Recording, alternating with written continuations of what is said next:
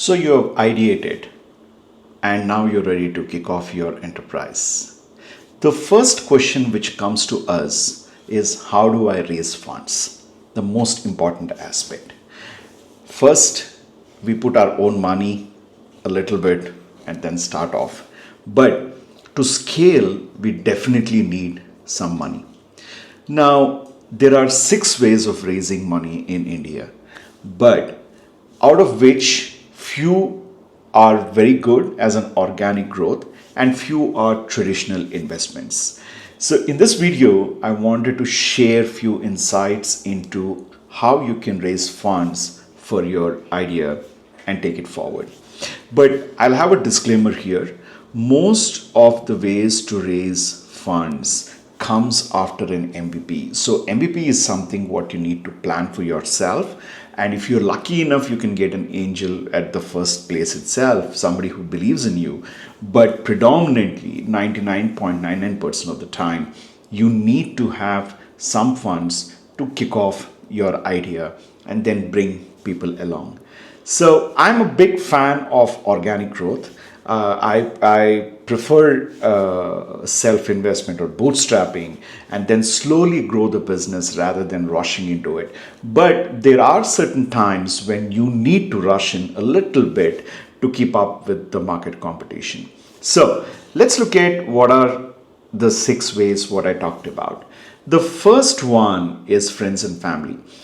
This is a well-known concept, and I'm sure you must have heard about this from all the Western videos, and people say raise from friends and family. See, the reason why friends and family is important is when we have an idea, it's like having a baby. So you're very, very passionate about it and you want to build your idea or grow your baby.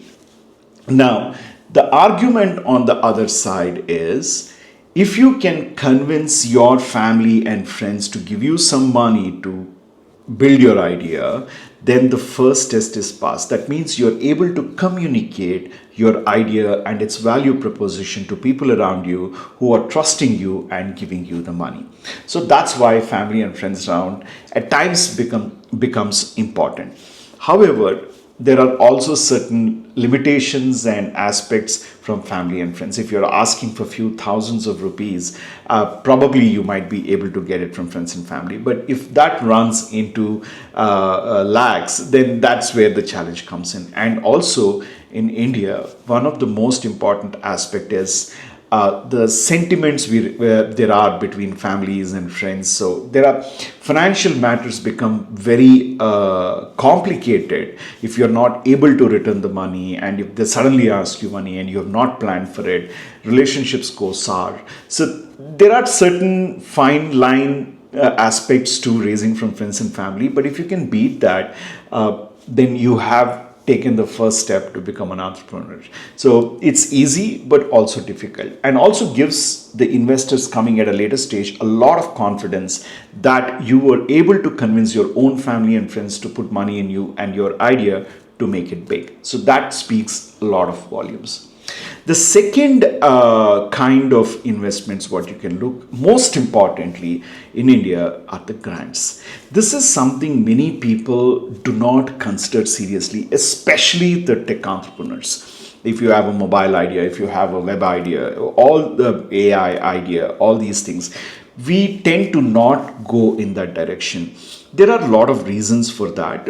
One of the predominant reasons is, once you start taking grants, you start growing your company and bigger investments come, or you start taking investment from outside, there might be a conflict of interest, or you might decide that you might want to have an office back in US or some other country and in India, and you want to use the funds accordingly. So one of the catches here is, when the government gives you grants, they typically don't allow you to take the money outside the country. So that's one thing you need to keep in mind. I know the mechanisms to monitor might not be there 100% to safeguard it, but when you're filing your returns or something, you have to show movement of your money from one account to another, whatever, that becomes a key aspect.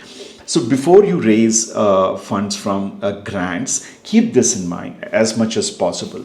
And one of the most important outcomes of taking grants from government is you show the impact, which is nothing but creating employment. They don't look at profitability or anything from the beginning itself for the money they give, but they focus on the metric of how many jobs are you creating. That's one of the very, very key metrics what government grants look at. Now, there are a lot of grants in India. I will list them down, a few of them in the description section, but there are focused grants for mobile healthcare, clean tech, AI, these kind of funds. And there are funds which comes from educational institutions and incubators. So Startup India initiative is something what you can go to their website and register, and as if they like the idea, they'll come back to you, write to you, and you have conversations, then they give you some funds. The second one is the Startup India Seed Fund, which focuses more on health tech, clean tech, these kind of innovative applications which you are building. And this is also, you can go to the website and submit your request, and then if it gets selected, you will receive the funds. The credit guarantee scheme, this is more like a collateral loan, but for a very small interest rate. So when can you use a collateral kind of an aspect for the fund is when you're very clear and you're strong that this idea is going to go forward, and you are expecting some revenues or some invoices clearances in the short run or a long run, but you need money right now. This will be a lot helpful so that you don't lose equity in when you are bringing in the fund. The Atal Innovation Mission, this is one of the most biggest aspects in India right now. So Atal Innovation Mission, they disperse funds through only educational institutions and incubators and known bodies, but not directly to you. So what I would recommend is figure out the university which has an incubation center, or educational institute which has an incubation center near you, and start establishing a relationship with them. Talk to them, see if your idea can be incubated into their incubator. Then getting funds from Atal Innovation Mission becomes very, very easy, because they have the authority to disperse, and this can go up to 10 crores. So that's a lot of money. So that can help you a lot in growing your idea. The other one is the STPI, but for the catch for STPI funds is that you have to be an ITES and export your services outside, and you have to be based in STPI. That's when you can apply for that money. The Pradhan Mantri Mudra Yojana, this one is for micro and small enterprises predominantly, and if you are going in a direction of establishing new processing units and things like that, it becomes very lucrative for you to apply for this fund, because government will give you all the funds required to establish these aspects.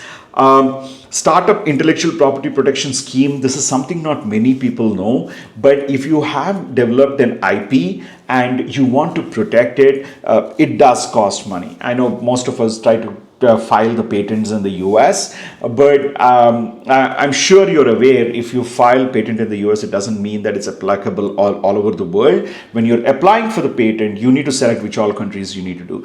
You can do that in India too. You have good laws and you have good lawyers who can take care of that for you. And if you're filing it in India, especially, 50% of the cost for protecting your IP is taken care by the government. So you can apply through this channel if you are protecting your IP. The next one is the Market Access Promotion Scheme. This is predominantly for growth-oriented or export-oriented kind of programs. And also there is one more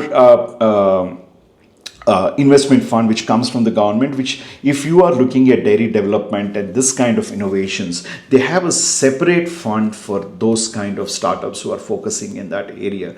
And along with this, there are a lot of state governments who are giving grants to their startups. So take a look at what your state government is giving and what the central government is giving. Make use of the funds. And the best part is, if you take, for example, let's say you got some funds from AIM, which is Atal Innovation Mission, from your incubator, it does not stop you from applying for your state government. Okay, so let's say you applied for 10 lakhs and here you can apply for 20 lakhs. You can definitely add. But for all of these people, the reporting metric is the amount of employment you have created. So that's one of the biggest thing, and nobody asks for equity. Yes, incubators and education institutes can ask you for equity, only if you are utilizing any of their resources. So otherwise, if you say, you know what, I have my office and I'm outside, I don't need any of your services, then they will not ask you equity. But if you are applying to be part of the incubator and you get the fund, they will take the equity, or they might ask. It's not a guaranteed they will ask. Few institutes don't ask, few institutes do ask. For example, if I'm not wrong, IIIT Hyderabad does not ask for any equity, but if they are doing any research oriented ideas which are taken forward. So there are aspects which you have to look at. So have conversations with the local bodies and local education institutions, local incubators, to see what fits you perfectly. But trust me, this is a very, very good aspect from the government, and all you need to do is apply and do the rest of the things which can help you get the funds. The next way of raising money is angel investors. Today, most of these entrepreneurs who became billionaires, I mean, Kunal Shah, Bhavesh Agrawal, or Paytm, Sharma, all these people have also started investing in small startups and ideas. So they have their own ways. Probably you can search on their name and say, how do I reach out for investment, and reach out to them if they like their idea, your idea, and they would definitely invest. Otherwise, there are a lot of other angel investors around the country. Indian Angel Network is one. You can go to their website and see how you can apply. Mumbai Angels, Chennai Angels, Hyderabad Angels, Bangalore Angels, Delhi Angels. All cities have their angel networks, and you can go to each of the website and see if you can apply. But see if you have any connects, so that you're traversing a little faster. But my experience, you put it on their website or apply through their website, you will definitely get a response. So use the angel networks to see how much you can raise and how much you are wanting. But remember one thing, never ask for a lot of money. That's where angels fumble a little bit.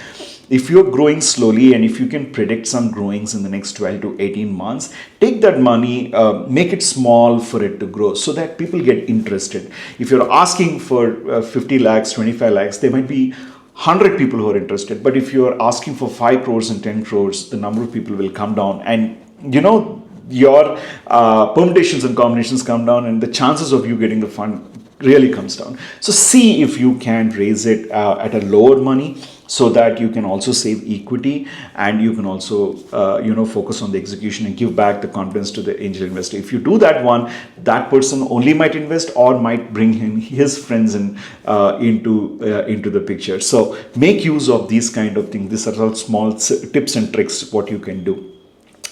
The next way you can either raise funds or keep your expenses low are startup studios. I know there are very, very few startup studios in India, and across the world also the number of startup studios are a little less. But because they work a little differently, and people who are running it need to be having a lot of commitment and dedication to build that up.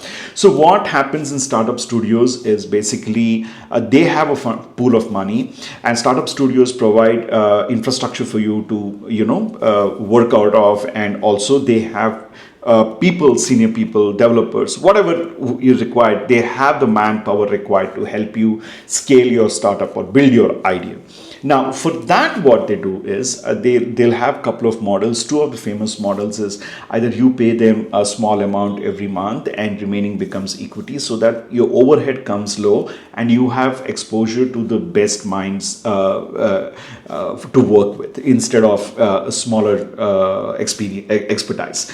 So they'll help you grow, and whenever you require, they have their investor pool, they have the link to investors. They bring in their money, which can help you grow your idea into a larger enterprise. So if you're new to startup studios, ping me. I can connect you to a few startup studios. I know you can have conversations with them and see if it works for you.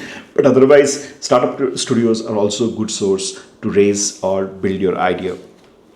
And last but not the least are the traditional VCs. Now, let us be very, very practical. Let us be very complacent on today's date. We all hear the news that the economy, world economy is going down or whatever, investments have slowed down and things like that, which is partially true. But in India, the VCs who are here, their hands are a little longer. The only reason being, when you do the conversion rate, it becomes much more easier. And these VCs, to reach to them is one of the most difficult tasks. One of the ways you can reach out is if your idea is creating buzz in the market, there is a media coverage, or you're appearing on a lot of videos, or you're speaking at conferences. What I'm saying is you need to market you and your idea quite a bit to fall in the eyes of traditional VCs. And also they have their own way. You can go to their websites and apply. If they like your idea, they will call you for a conversation and things go forward. But otherwise, reaching traditional VCs is a little longer walk, and you might not have the ability to withstand it till there. So the other 5 people, which is your friends and family, the grants, the angels, the startup studios, all these people can come together and help you bring it to a certain level. And after that, get into a traditional VC is much more easier. So in summary, I wanted to share this for people who are ideating and want to start up. Don't worry about money. There are a lot of avenues you can bring in money. All you need to do is bring out the best value proposition for your idea, and you can make it big. Hope you like this video. If you do like it, please do subscribe, and I'll have more interesting videos coming in. Thank you.